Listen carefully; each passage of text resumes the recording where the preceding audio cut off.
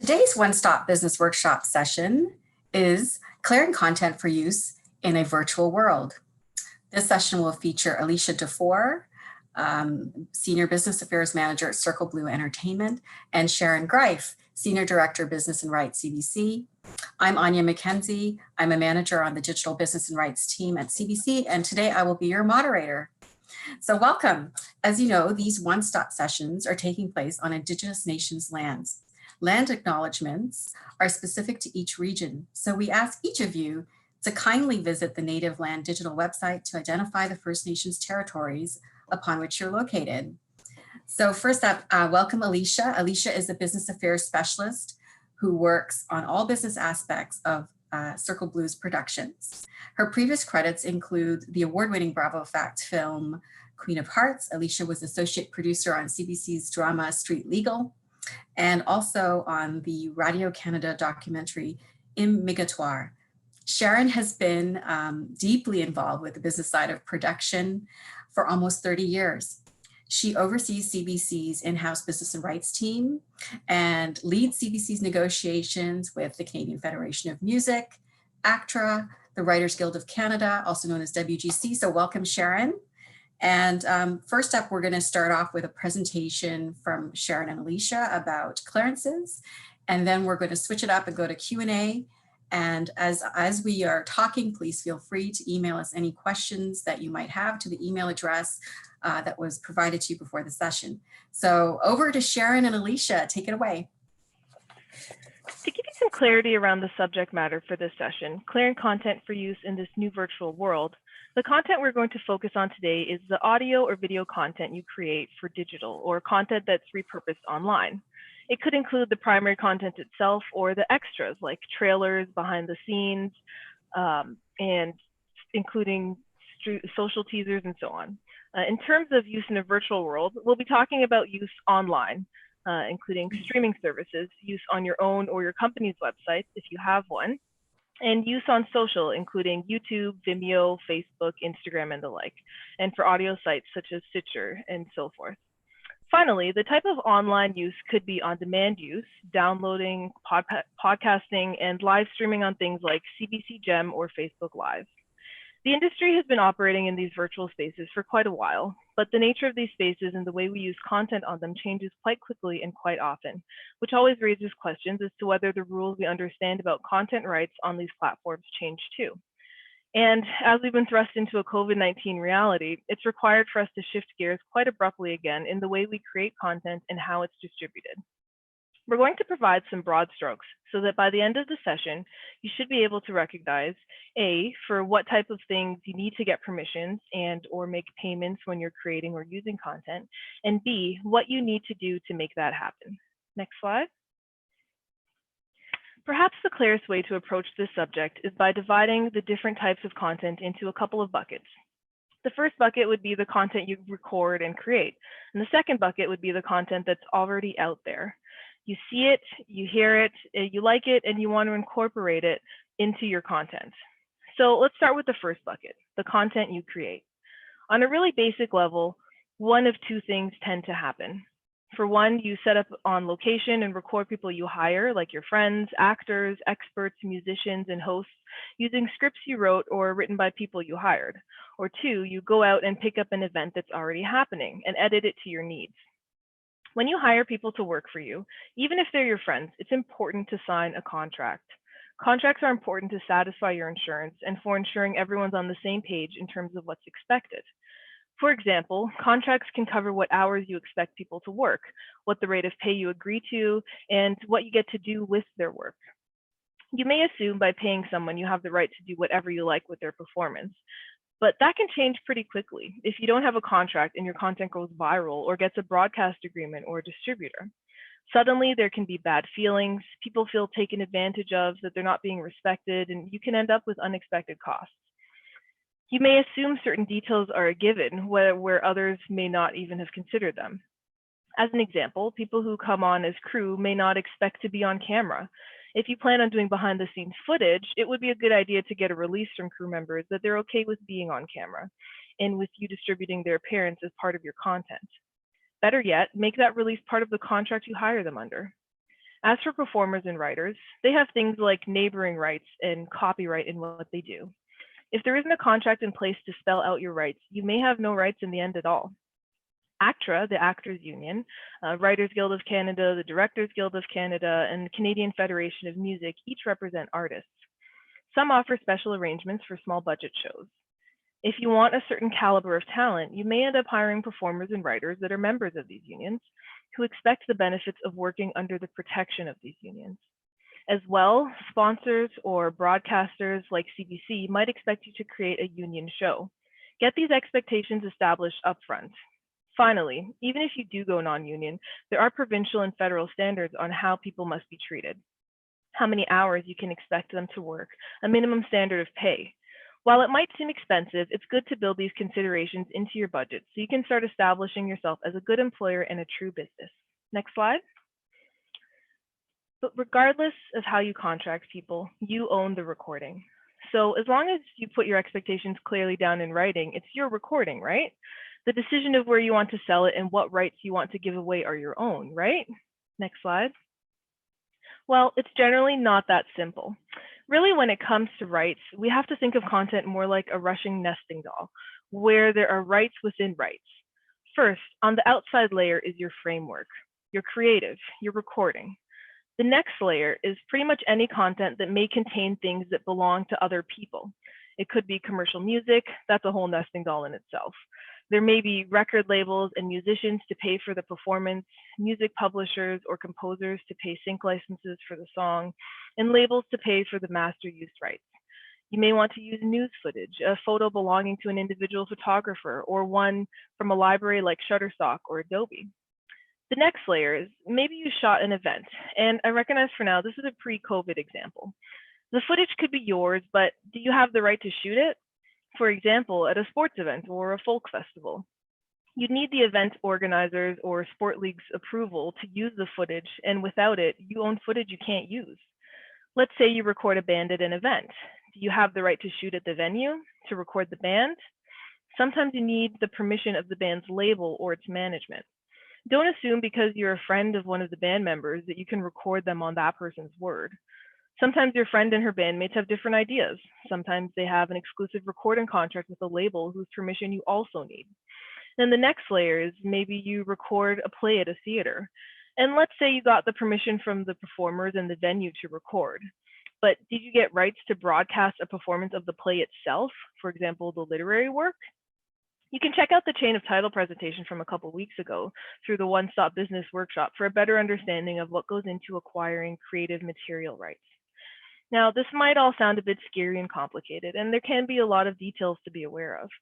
If your budget allows it, you may want to consider consulting a lawyer, a visual researcher, or a clearances coordinator who knows what industry rates are and can give you some options if what you want is too expensive and how to track down who controls what. Next slide. So this brings us to the second bucket, the content that's out there that you want to use because you believe it will help you tell your story. For the most part, the rules around using third-party content on digital are the same as using it on any platform. If you didn't create it, you need to get permission to use it, and in some cases, to pay for that permission. That doesn't change no matter what platforms you're using or how you use your content on them. Next slide, please. So some basics. Everything you want to use out there is owned by someone. Another word for that ownership is a word I'm sure you're familiar with, copyright. It literally means the right to copy. Copyright is controlled by the creator of a work, and it doesn't have to be registered, it's a natural right. Copyright exists for any fixed original work, be it a photo, a sound recording, a painting, a film clip, whatever. Copyright can be controlled by companies and by individuals, both professionals and the average person who posts on social. Copyright law gives the copyright owner certain rights to say yes or no to the use of the work, to ask for payment for that use, and to dictate where and how the work can be used and in what context. And context could mean the type of use like editorial use, it could mean the type of platform, it could mean the territory, and so on. So for the creator to be able to exercise those rights, you need to give the creator the opportunity to do so. You need to ask for permission. With an individual, that means you have to identify the person and reach out. With something like an online photo site, it's a lot easier. The permission is generally given when you click the I agree on a waiver or license agreement online as soon as you enter the site, or try to download an image. That license lays out the terms of the permission. Now, contrary to what you might have heard, there's no 5-second rule or any rule based on length of the item that you want to use that allows you to avoid this process. But really, if you want to use someone's work, aren't you saying that you like it and you're honoring it by using it in your content? So why not honor that creator's rights as well? Just because someone else is using it doesn't mean you can. You see something online, you may think, hey, it's in the public domain. The thing is, public domain doesn't just mean it's out there already. It's something else entirely. Works are in the public domain only when the term of copyright ends, and that doesn't happen until decades after the death of the creator. You don't know what agreement the person posting the work made with the owner, or even if they have the rights to post the work at all. So the context of your use may be something that the owner is not okay with. Being realistic about the rights someone else had to post are especially important when you see works on social. Here's an example. Have you ever posted something on Instagram, like say a photograph that someone else took of you and your friends? So knowing that, you can't assume the person who posts on social is the owner of the work. And if they're not, that person wouldn't be in a position to give you the permission to use the work. And remember the nesting dolls. Even if the person posting, say, a video of a Leafs game, did shoot the video themselves, do you think they got the rights from the NHL to do so? Or that the NHL would necessarily turn a blind eye to the video being used in a film? Maybe, but you'd have to ask. And again, the permission may be dependent on the context, you're using it in. Finally, be realistic about who you're dealing with. Does the person who posted have any understanding of rights when they give you permission? A professional artist might, but the average person posting on social may not. When someone says, you know, sure, use the footage I shot at that Billie Eilish concert, are you sure you're good to use it? I mean, can you take it on faith that Billie's label is going to be okay with you incorporating her performance of Bad Guy that person shot into your film? Another popular site is Creative Commons, and a lot of people like to use it, but in case you don't know actually what Creative Commons is, it's a movement that believes in expanding the range of creative works available for others to build upon legally and to share. And the Creative Commons site has a huge range of works available for free, and that's great, but it doesn't mean necessarily that Creative Commons work is no holds barred use. Each Creative Commons work specifies one of a variety of licenses detailing what restrictions and conditions there are on how you use that work, including limitations on making derivatives, use in a commercial setting, and detailed instructions on how you should credit the author. So make sure you read the fine print carefully before you use Creative Commons and similar sites for mining content. That being said, there's some great music libraries, photo libraries, stock video libraries out there that give you lots of genres. It can be indexed based on mood and feel, and they're cheap. They can be used broadly, and permission to use comes with the click of a button. Because clearing rights controlled by individuals can take time, it can be tricky to track down the right person or organization who owns a photo or music or film clip or artwork. And when it comes to music, there can be multiple authors, and you may need to get all their permission before you can proceed. Some people think they control rights when they don't, so you really have to ask the probing questions. Also, be aware there are cultural sensitivities around using some works, and you must respect those sensitivities when asking for permission. Finally, some rights holders can take a long time to get back to you. So if you don't want to rely on libraries, make sure you start early. Don't fall in love with something to the degree that you won't accept an alternative. It might end up costing you too much, or you may not be able to get the permission for the type of use you want to make at all. So at this point, you might be asking yourself, what's the risk of not properly clearing? At CBC, because we're a public broadcaster, people expect us, and we do our best to uphold a certain standard and respect artists' rights. As well, we have relationships with content suppliers that can be compromised if we don't get it right. For you, copyright infringement can affect your ability to sell your content and can affect your next project or your insurance rates. And the cost to clear it after the fact will for sure be higher than you secured your permissions and negotiated a rate up front. At that, and the cost could come out of your pocket. So you may think your project is small enough or your use is brief enough that a rights holder will never know if you use the work, but any photographer can easily track the use of their own work by simply doing a Google image search with one of the photos, and you may find yourself receiving letters that make you have to remove it from your work or cost you money. YouTube as well has a whole content management system that's written entirely around copyright that tracks down and blocks unauthorized use of protected works.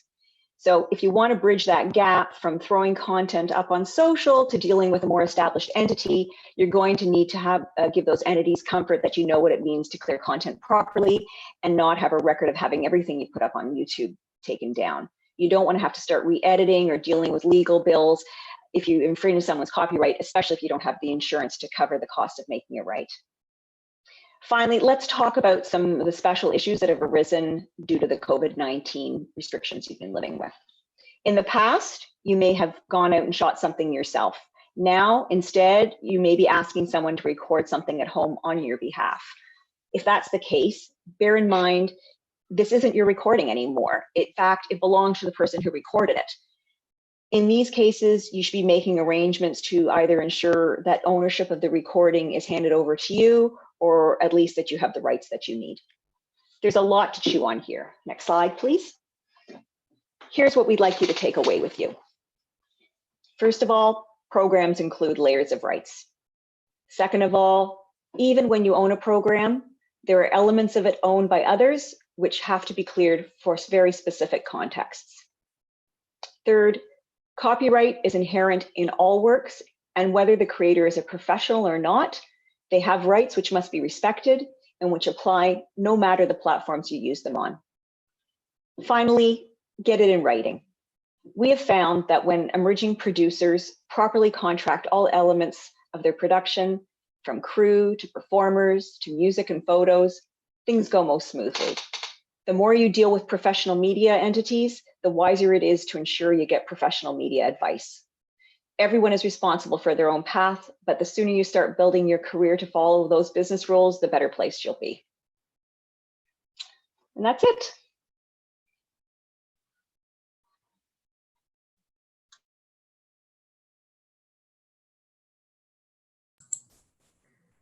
So thank you, Sharon and Alicia. We're just going to now switch over to some questions. If you didn't catch any of this, don't worry. It's available at the CBC Business and Rights link, and those resources will be provided to you. They're on this slide right now. And if I can just direct the first question to Sharon, you may have the best answer here. So what if someone sends me a video to use in my content and says nothing about when and how I can use it? Aren't they implying it's okay to use? Yeah, assumptions can be dangerous, I guess. You know, as you know, with any conversation you have about anything, we all go into it with certain assumptions, and just because someone's given it to you to use, they may not know where you plan to use it and what path your content's going to take. So it's not a good idea to make that assumption. It's better to be upfront and just get your intentions clear. And they may even have certain restrictions on the content. They may have been given rights to someone else that may affect your ability to do what you need to do. Great, thank you. And for Alicia, here's a question for you. What if I get a video for use and there's some sort of background music playing? Do I have to clear that? Yeah, so I mean, with background music, you should clear it, and you do have to clear it. I would say that you should have a plan B. If you're not able to clear that music, either you find a way in editing to change it, or you find a different clip, because it's very dangerous to put uncleared music in your content.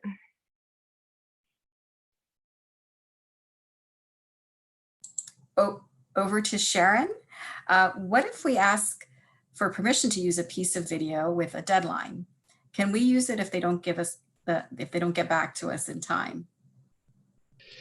I mean, ultimately, the rights to that piece belong to the rights holder, and you can put a deadline on it, and you can hope they're going to meet it. But in the end, they could come back at any time and say, "I never gave you explicit permission to do it." I mean, I know what we all love about the negative billing that we've had on different things, and it's the same thing with rights holders. They want the ability not only to say yes or no, but to give you the context for your use. Great. So Alicia, here's a one from a producer's point of view. I know an artist personally. Can I just use her work? You should absolutely get it in writing, even if they're your best friend. It is the safest option to, even if it's just like a one-page clearance contract, to make sure they have the rights. Because as we mentioned in the presentation, you never know if your content is all of a sudden going to just blow up and go viral, and even your best friend could come back looking for some kind of response to that, to the fact that your video is viral. So have yourself safe and get that in writing. Great, thank you. Sharon, this is one really that I just learned about, this word in the virtual world. But what steps do I need to take to create a memes out of photos? Yeah, memes. Everybody loves memes. There's another thing I didn't really talk about in the session, but there's something called moral rights. And basically it's the artist's integrity in their work. And so what can happen with a meme is that you are changing the meaning of the original work. So for instance, I mean, that could be everything from, like, say it's a piece of artwork and you change the colors of it or something like that. But memes also, with the messages across the middle of it can obviously change the meaning. There's different ways you can mitigate that. I mean, ultimately, it'd be great to get the permission of the rights holder to add that kind of text to it. You're probably in a better position to put it underneath it rather than right through it. But you do run a risk when you do things like that, for sure, without asking for permission. So basically, we need to ask for permission for everything. Just taking our audience into consideration today, I wonder, and this is a question for both of you, given the underrepresented and emerging creators listening to us today from the media industry, do you have any specific tips or guidelines, best practices to share in terms of rights clearances? Well, on my end, what I would recommend first off is, don't be shy to reach out to your network of creators, especially for underrepresented communities. We have a lot of really great organizations with people from all different levels of experience. So, like, for example, there's the BIPOC Creatives Group, and there's the Actor Diversity and Inclusion Committee. You can reach out to these committees and ask a question, and a producer or an artist who is more established and has a more experience with that, they're usually very open to helping emerging creators. So build your network, build your community, and we're all here to help. Yeah, I'm not sure really what else I can add to that. That's that's definitely the more support you can get and take advantage of the groups that out there that can guide you. That's the best thing to do. I mean, I'll say one thing about some Indigenous works in terms of best practices as well. There's different kinds of, I mentioned cultural sensitivities. You may find that certain works belong to a community rather than to an individual. And so it's helpful to rely on some of these groups to help navigate that, so that you get the rights from the right people, that you don't do something that will create an offense or anything of that nature. Okay, thank you, Sharon. This is for both of you as well. If someone wants to learn more about clearances, what is a couple of resources or a place that you could direct them? Well, I mean, in regards to learning about it, ultimately, of course, if you have available in your budget to speak to a lawyer, that would be your top choice, because they can give you your templates and read over your contracts. But if that's not available to you, there are some resources online that can help you just get a better understanding of like what needs to be cleared, and sort of a more thorough explanation of what we explained in the presentation here. So there's one website called ENT Council, it's ENTCOUNSEL.com. They have a really good breakdown of just the clearance procedure. It's a Canadian website, and it just kind of explains in further detail what is public domain, what is fair dealing, what are the different layers of music clearance that need to be done. So yeah, I mean, there's some really good resources to just help you get a better understanding. And again, reach out to community and your network of experienced producers if you can find them. And the other thing I'd also say to add to that is that, be careful when you're looking for information online, because a lot of the material that's out there is based on US copyright law, and our laws are different. And so there's going to be different things that are required. There's going to be different things that are allowed. And so just be careful. I mean, I know Michael Geist has a podcast, Copyright Board has information. SOCAN is also doing podcasts, and they're all different degrees of sophistication and accessibility. But there are the best thing you can do is just make sure your whatever information is there is Canadian based. Excellent. Okay, so what if I take photos, and can I use them in my video, and then can I pay myself for those photos?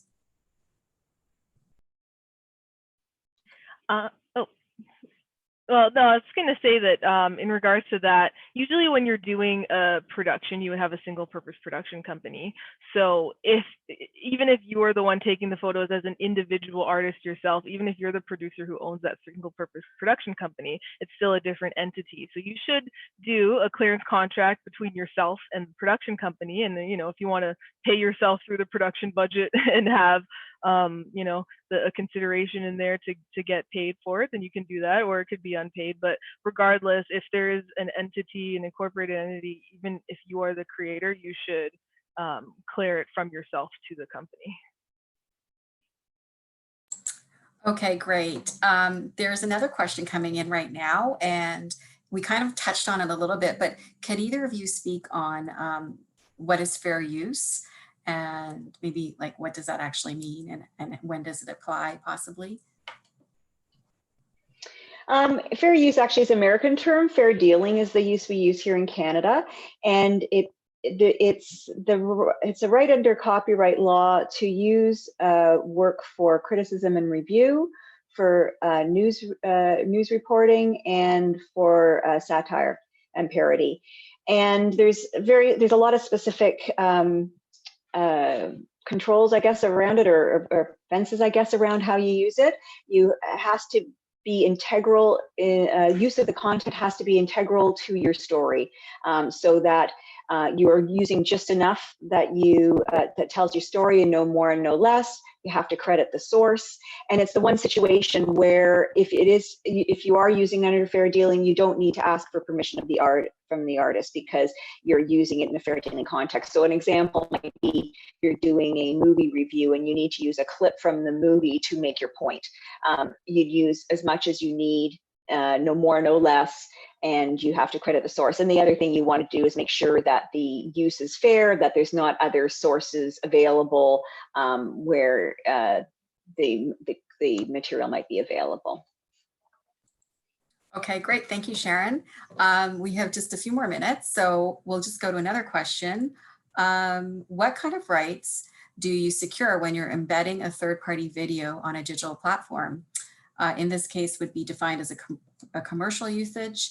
So just about embedding on digital platforms, what kind of rights should we clear? So if you're linking to another site and you're talking, if that's what you mean by embedding, and it's still living on that site, you can do that without permission, because you're not actually taking it, hosting it, and actually editing it into what you're already doing. So that's a use you could make, and permission wouldn't be required. But it's a big question if that's what we're not talking about, because of course the content can, like we're saying, layers of rights. So depending on what's in the video, right, it depends on what rights you need and whether your site is geofenced or not to Canada and so on. But if you're just talking about embedding, basically linking to another site, you don't need to get permission for that use. Okay, we'll just get one more quick question in here because I thought this was interesting. Maybe for ALICIA, I took footage featuring crowd members, like perhaps in a concert, and those crowd members include minors. What do I need to request? Do I need to clear the identifiable crowd members? Yeah, so usually when you're shooting at an event or something with a crowd, you should first off, when you get the location released, you should have a notice at maybe like the front of the doors, or like if you have, if there's a way to get the attendees to send it out to them prior to the event.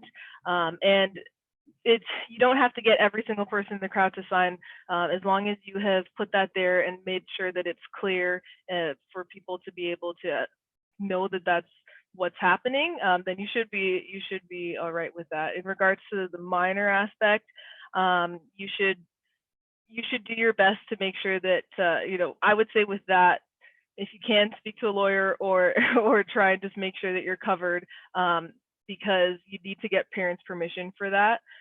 So yeah, if there's some way to access them through there. Okay, thank you so much, ALICIA. I think our time is up and there's so many questions. We could talk about this forever, but I know we're going to try and get back to all of you about these answers to some of your questions in writing. And I want to just thank SHARON and ALICIA for touring us around the twisted world of clearances in the virtual world. And so thank you both. And so just a little prompt for next session coming up, which is really quite relevant for all of you. It's producing in the time of COVID, what you need to know, and so important for us all, as I know new guidelines have been issued. And so please tune in at 2 o'clock tomorrow for One Stop Business Workshop. Thank you. Thank you for joining us.